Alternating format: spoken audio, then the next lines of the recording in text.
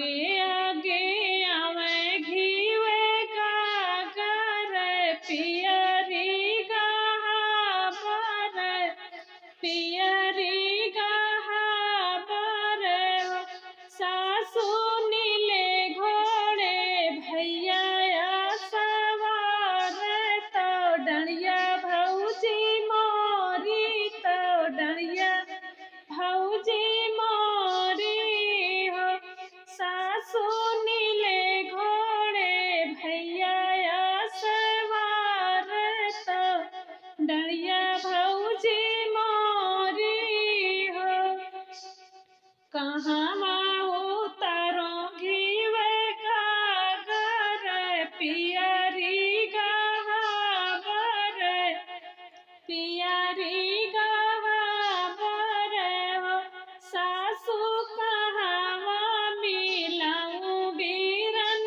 भैया कहाँ भौजी अपन कहवा भौजी अपन हो सासू कहाँ मिलाऊं बीरन भैया कहाँ भौजी अपन कहाँ भौजी अपन हो दुआरे उतारो घीवे गागर पियरी गहाबर पियरी गहाबर बहुआ अगने मिलऊ बीरन भैया तो ओ बरी भौजिया अपन ओ बरी भौजिया अपन हो बहुअर